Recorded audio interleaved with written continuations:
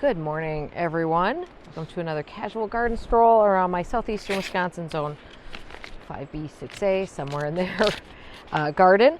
We're going to start this morning with a little bit of postcard project mail. This is from Phyllis, and I just want you to note that Phyllis used a dahlia stamp.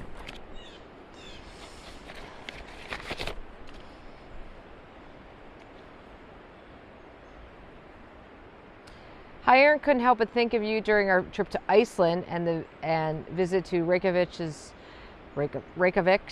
botanical garden. You would love all the ladies' mantle geranium and ligularia, plus the lovely shade plants abundant there. I really enjoy your videos, and my gardens are better for it, so I've incorporated so many of your ideas. Take care, from Phyllis. P.S.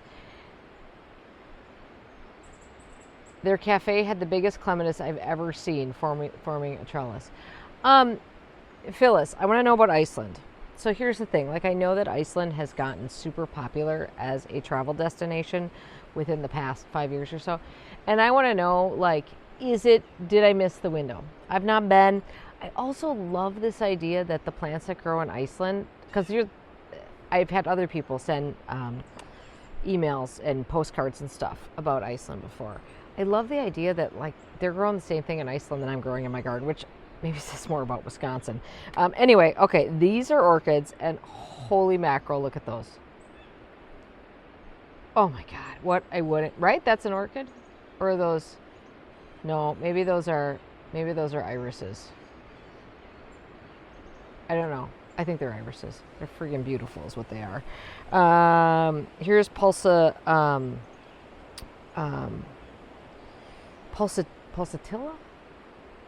Beautiful. Here's that clematis on that trellis. Holy mackerel. Look at this trillium. I mean, we all love a trillium, right? This looks like some kind of anemone. That looks like an anemone leaf to me. And then look at this beautiful wooded walk. Oh, absolutely gorgeous. Thank you for sharing, Phyllis. If you're watching, let me know in the comments whether you think it's over touristy there now, and when I should go if I was going to go to Iceland. I got a lot of places on the list of places to go, because I have not done a ton of international travel for a long time. We used to do it all the time. Back when Mr. Much More Patient was a private yacht captain, I often would meet up with him in places, and that was not a bad deal. All right. Well, first of all, I'll just explain the weather to you. It's very cloudy today. I hope some of this burns off and we see some real sun at some point. Yesterday we got just a whole day of rain, which is good. No one's complaining about that. I wouldn't dare, except to say, did it have to be on a Saturday? I feel like, I was out working it a little bit when it was just drizzling, but it was a bit of a, we got weekdays for that, right? Whatever. I should be so. That's quite obnoxious of me to complain when everyone's got terrible weather. But that should help, because we were quite dry, so that should help a bit. And we are also not that hot. I think we haven't been over mid 70s for maybe a week now. So it's interesting. Linda Vodder sent me a message this week. And she said, oh my gosh, your containers are still looking so good. I'm like, oh, Linda, my containers are just getting going. It's just getting to be summer here. So anyway, let's stroll around the yard and see what there is to see here. Speaking of containers, I'm just going to say that so far, this idea of putting small colocasias in containers, thinking they're going to grow, has not been working out for me. Etoile Violet clematis is kind of on its way out. Obviously, petals are dropping. Such a beautiful one. Interesting things here. Do you see this right here? Ow. Exactly. Ow. And that right there. So those, and there's another one there. Those are all shoots. Oh my God, I see a bunch of them. Those are all shoots from the roots of this Aurelia silver umbrella, which is a grafted tree. So that's the root stock that it's on, and you do have to get them out because they can become stronger than the rest of the tree. They are also thorny as hell, which is what, can you see? I don't know if you can see those thorns on there. Yeah, you can.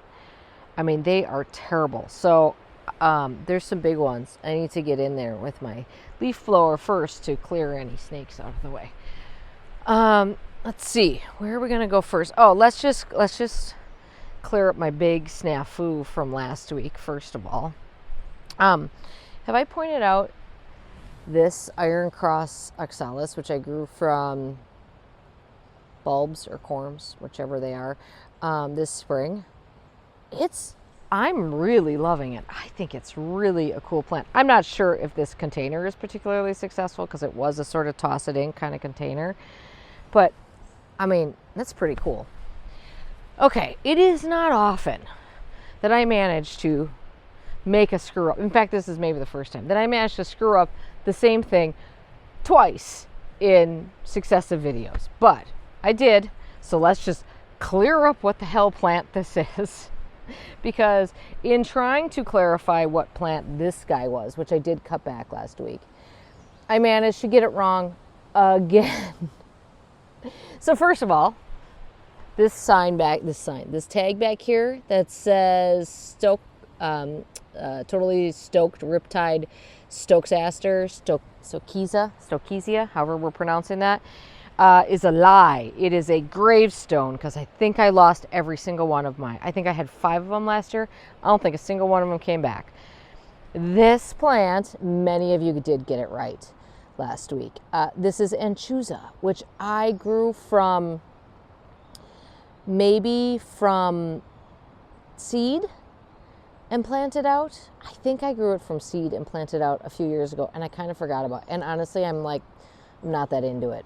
Like it's not doing much for me, but it can stay. We also have an example of what happens when you don't stake your dahlias. This one fell over in the rain, and I'm pretty sure it's shot because it's fully broken off at that stem. I might try to stand it up and just see what happens. I'm pretty bad about staking things. There is an art to staking, and I'll show you some of the places where it didn't work, or I have not achieved that art form. And although staking earlier is better. Okay, like I said, it's been raining. So let's take a look here at the flowerfuls. I will say, okay, I don't know, this could have been a wind direction thing. This could have been where the rain hit it, but over here, I feel like everything is standing up very well. Right here, you can see we've got a little bit of a split there. So, I mean, this is probably like the first real test of these flowerfuls in terms of like an all-day heavy rain with big flowers on them. And you can see there's some arcing of stems here. These are still very wet, by the way. I mean, so these could pop up once we get some rain off of them. So I will say there's a little bit of arcing of stems.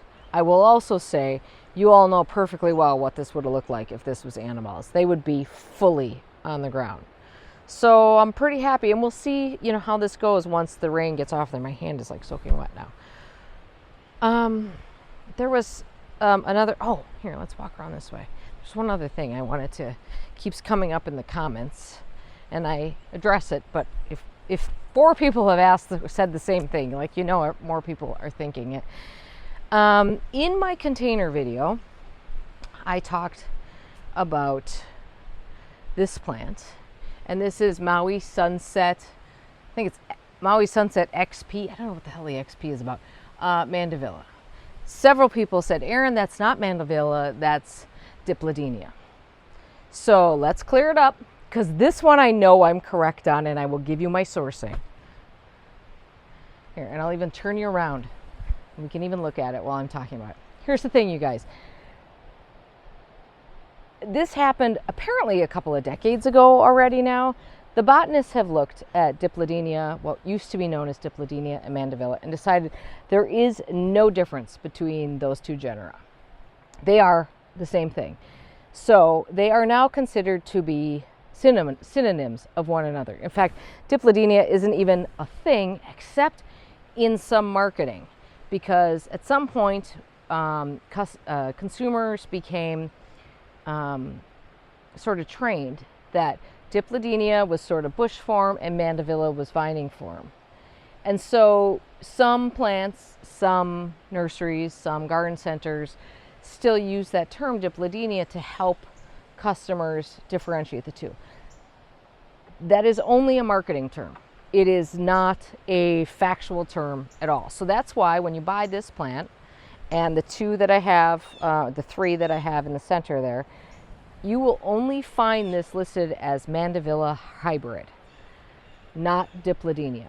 So sourcing for this, in case you want to argue with me on it or want to look it up for yourself, which I think is great, you can go to Kew Botanic Gardens, has like the official botanical listings, and then is it POWO, POWO, plants, oh God, I don't know. But basically you're looking for official worldwide botanical taxonomist listings. And it's very sciencey, but in all of those you will see that Mandevilla and dipladenia is only listed as a direct synonym of Mandevilla.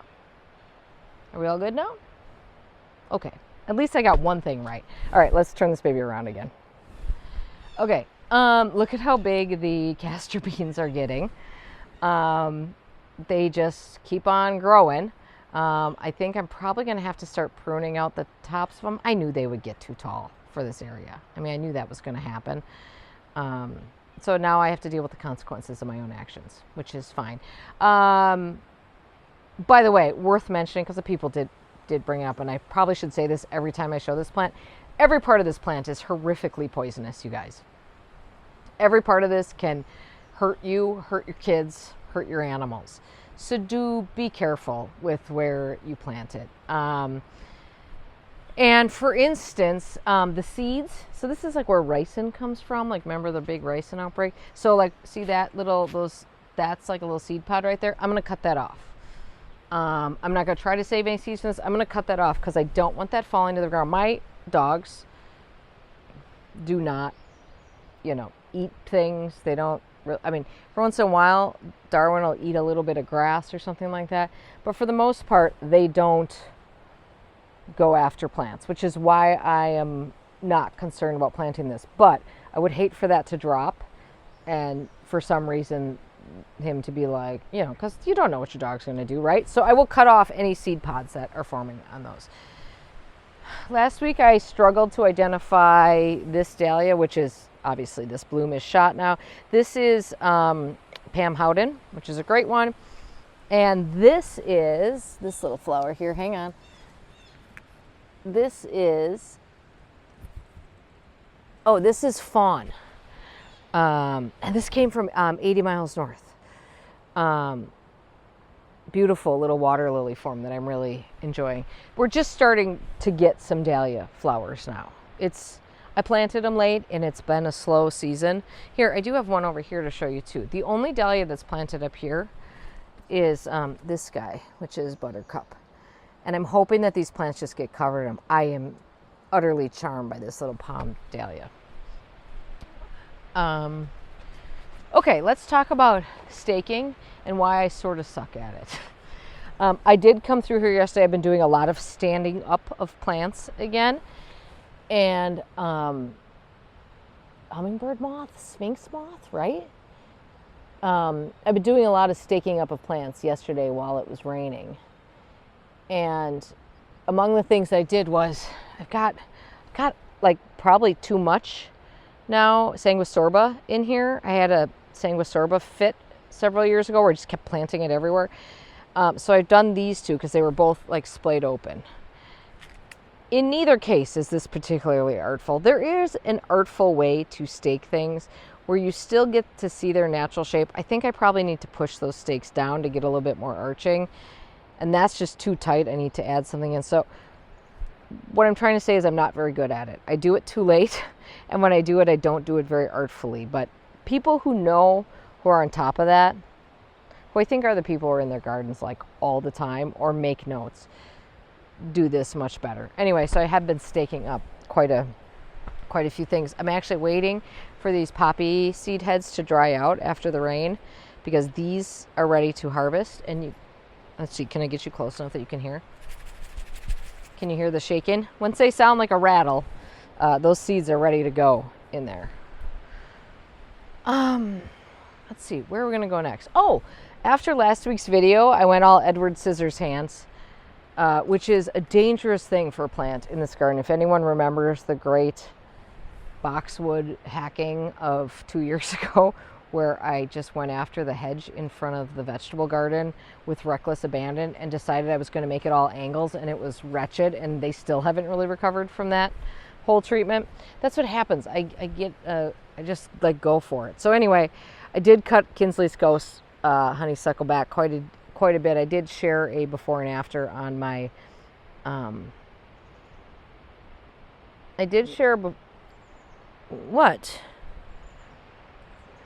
before and after on Instagram, and it's much more retained. There is a weed. Do you see this? Let me see if I can zoom you in. Coming right out the top of it. That is a tall weed. Look at that. I don't know what that is, but man, she is going for it. Anyway, so I chopped that back. It looks much better. And it's not like draped on top of the tiny tough stuff hydrangeas. Okay. Now, the other thing I cut is back here. We can look at Alba luxurians clematis, which I just love how it goes up these branches and it kind of sticks out at you. Okay. Let me turn you around this way. Hang on.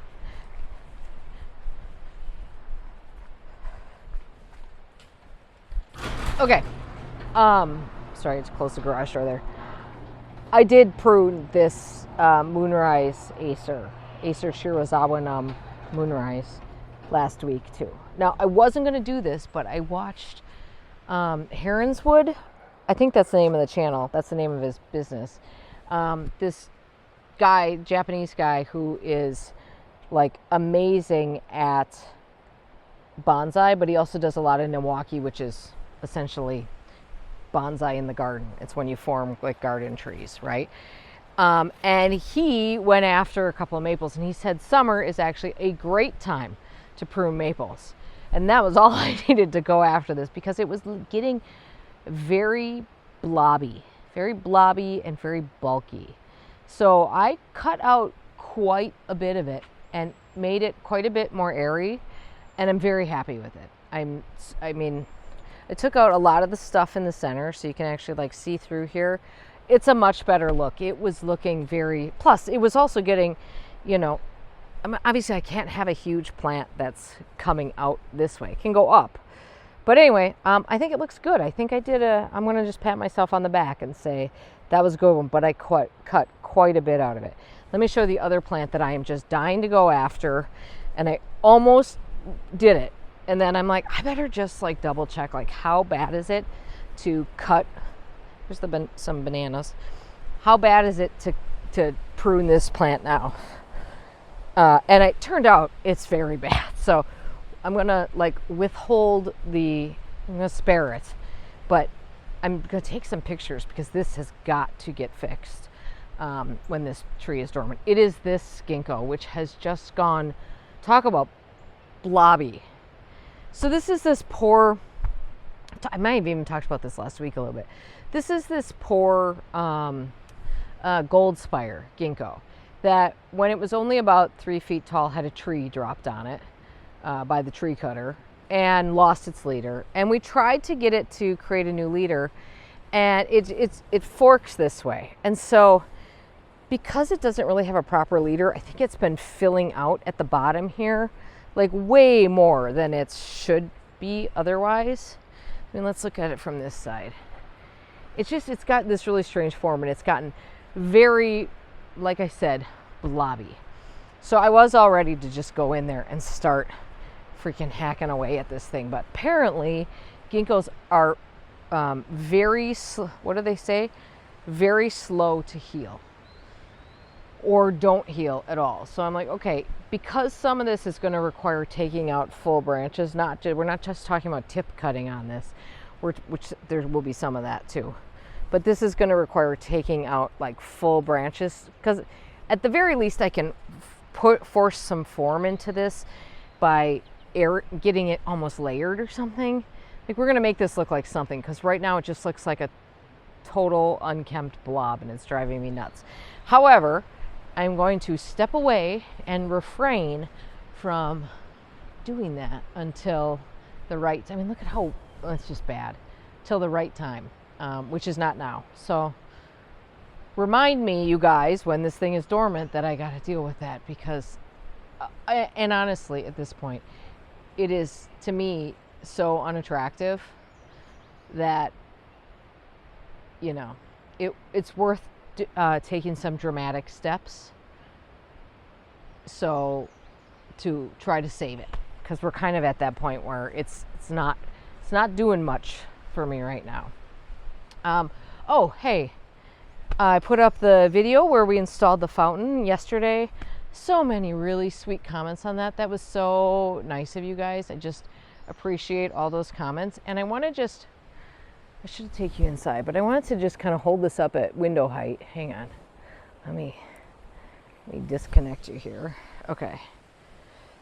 Where are we here? Okay. See if I can zoom you in.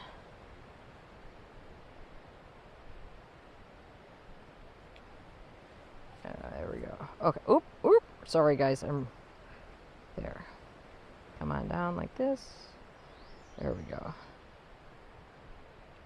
All right. Do you guys, this is, well, that's basically like the bottom of our windows in our living room.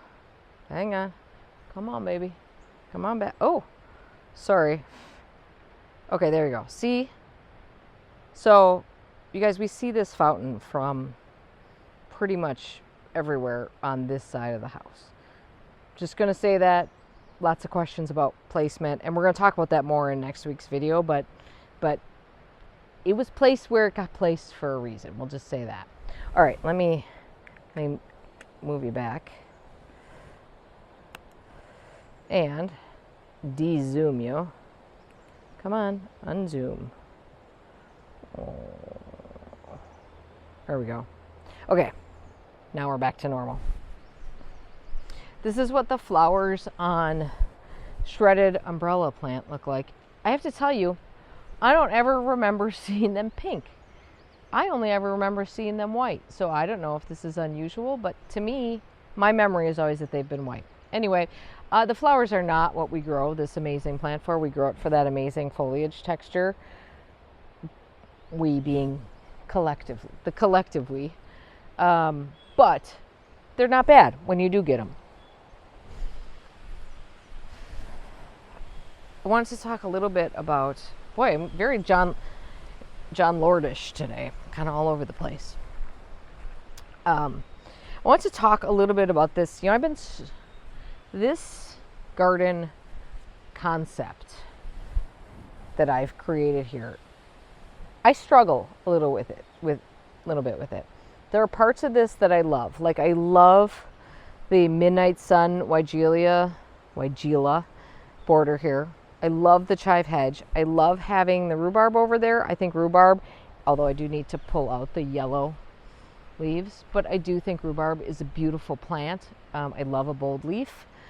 I love, clearly, the hydrangeas here, the eclipse and the tough stuff. I like my boxwoods in pots in here. I like the sort of the formal shape to this garden with that mix of sort of informalness. Now, it's these other sections that I struggle with. This one, this year, I really, really love. I love this look. I've mixed in, this is HS, I think this is HS First Kiss dahlia here, with some lime, Queenie lime, zinnias, some jewels of opar, some Cosmos apricot. Is that apricot lemonade? Something. I love that mix. I love this sort of cut flower garden, but colorful mix.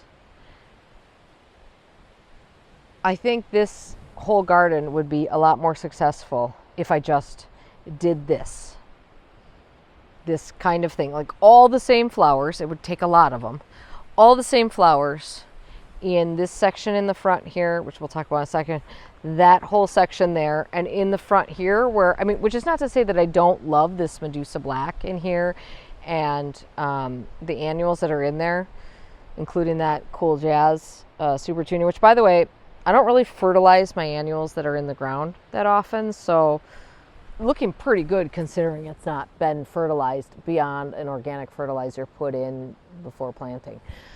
Anyway, I think this would be a lot more successful if I did all of that and there was a little bit more cohesion here. So it's not easy to pull this off though, because this is a lot of plants, and this is a small section.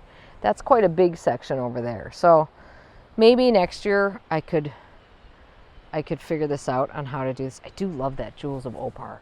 All of those, by the way, were seedlings. They reseed themselves well, but my mom had a whole bunch of them come up, so I got a bunch of seedlings from her and I just transplanted them in there.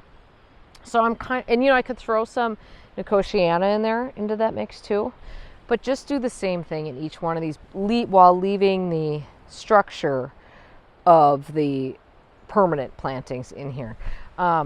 This is such a disappointment. This bed is so bad. I bought these, I think this is Magic Melba or something, Salvia, and I mean, maybe they're going to start doing something more, but I just thought they were going to get huge and beautiful and fill up this whole bed, and that has not been the case so far. Okay,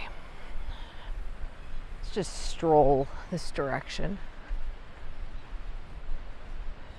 The bottle brush buckeyes, flowers are continuing to grow. They're such cool plants. Gosh, they are slow starters here, though. I was just talking to a neighbor the other day. It's like, yeah, like sometimes in spring I forget about them because they take so long to come up, which is true. But I love them. And they sort of sucker around. Mine are not doing that yet, but hopefully soon. Last year, I took out the grass in this whole area that was around these shrubs and planted in a mix of Carex albicans and Carex montana. Well, I know this is albicans right here in the front. Honestly, I'm not sure. I used way more albicans than I did montana, but I couldn't really tell you the difference between the two of them at this stage. I also put in some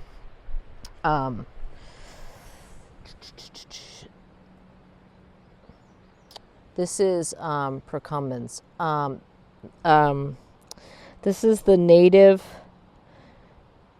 Pachysandra procumbens. This is the native one, not the shiny one. Is it Japanese or whatever? It's an Asian cultivar. And this is exciting. This is this neon burst dogwood, which looks a little bit like Aurelia Sun King actually in terms of color. You guys, it's actually getting a chance to grow, because this was a target of the deer, and I often forgot to spray too much over here. So it's cool to see it finally growing, getting a chance to actually stretch its legs and grow a little bit.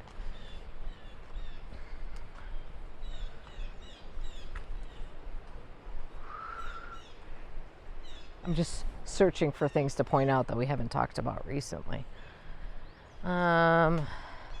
Unfortunately, this thalictrum just never stood back up again, but I've been cutting little flowers off it. I could stake it up. That one did fine, has not wavered. It's been, it's arching, but this one just kind of tipped over, which is unfortunate. Pygnanthemum muticum, blunt mountain mint. Great plant. I put some over here. Keep your eye on it. It is in the mint family. It does want to stretch out. It's not difficult to remove or to keep in check. But if you want to keep it in check, you have to take some action. That's not going to happen on its own. Oh, I cut back some of the Nepeta subsessilis blue prelude. Just because it was starting to look a little sketch. But I wanted to show you that, like in some of these cases, look, already at the leaf nodes, we have new flowers coming out. So where I saw, sometimes I cut it back farther, but where I saw those, I cut back to that. And I'm hoping we still got plenty of time to sort of push push out at least a few more blooms. Oh, here, let me show you this way. The raspberry wine Monarda is flowering. I'm a little reluctant to walk in there, you guys, because I'm got the snake fear, but I can zoom in. It's a really pretty Monarda. It's tall, but it's a really pretty Monarda. Now listen, there's a mess in this garden, and now I'll have some time to pay attention to some areas that could use a little bit of attention, like this one. But raspberry wine is good. And this is rusty foxglove here. So I planted a few more of those actually that probably won't do anything till next year in terms of flowering, but that is a cool plant. This is the most boring video. I'm just freaking blabbing. Worse than usual, you guys. Get on with it, Erin. Hey, new plant for next year. Let me see if I can find a tag to actually tell you what it's called. It's a new Super Bells. Here we go. Ow. Double Midnight Magenta Calibracoa Hybrid Super Bells. It's good. I mean, I don't even like magenta colored flowers that much. This is a beautiful, beautiful plant. Really look for that one next year, because I think I have one growing in the ground too, and it looks pretty good. In fact, if we get back over there, I'll try to show it to you. But very happy with that plant. I actually think it looks really good with this Scaevola too. So this is Roy's garden, which right now is actually looking really good. It's got the beautiful Coreopsis, Golden Showers Coreopsis is the one that he used. The white echinaceas, probably white swan, and then a whole bunch of alliums mixed in. I think he did a mix, if I recall, of Summer Beauty, one that he calls Shorty Eye, or Shorty, which is the short one. And I would say that the Dischampsia Gold Tau, not doing well this year at all. But up there, looking, boy, it does not look good down here. Huh. Careful, bud. That's interesting that down here, this looks, I wonder what that's about. Huh. Anyway, well, great. Next year I can work on filling in whatever it is that I got to look back at some pictures and figure out what was all here that is no longer there, because although maybe this whole bank has been eroding and things are just kind of falling down it. That could be it too. Pale. But there are some cool alliums. This is Bobblehead in the back there. I think this is Pretty Parasols, Pink Parasols, Echinacea. I love this Echinacea. I love it. I love that one. But this is kind of interesting. I did want to show you the bed in front of the house, though. Oh, dogs are starting to feel better. We still have not gotten results yet from the stool samples. Trying to figure out why we had like just diarrhea outbreak at our house, amongst the dogs, that is. But everyone's feeling better, I think. Okay, look at the alliums. So this is all Millennium. But what I'm loving is these phlox that I planted with this white eye, which I didn't want the white eye. In fact, I was mad that I got the white eye. And now it turns out I think that white eye is great. And I think the mix in here is great. I do have to laugh though, because when I was talking through the design video for this that I posted in February, I was talking about what plants I want to go in here. I'm like, I don't want this to be pink. Well, I mean, in theory, I guess it's not pink, but it's skewing heavily pink, so it sort of cracks me up that I made a big fuss about I don't want pink in here, and I got dark pink. This clematis in here is a great one. This just kind of cascades over the wall, and it is This is what it looks like here. Oh gosh, I still got you zoomed in, sorry. All right, you guys, sorry for being so blabby. This was a particularly blabby garden walk. I think it's because last week we did such a thorough one that most things are looking more or less the same. Anyway, I hope you're having a great day in your garden. Thank you for watching. Thank you so much for watching the fountain video yesterday and all your comments, really lovely comments on it. I really appreciate it. If you haven't seen that one yet, make sure to check it out. And there's one more episode from that series coming where we just put the final touches on the whole thing. So I hope you'll tune in for that, which might be next Saturday, but it might not be. All right. Have a great day in your garden, you guys. We'll see you soon. Bye-bye. That's Genova. Isn't that cool looking? Yeah. All right. Now we're done.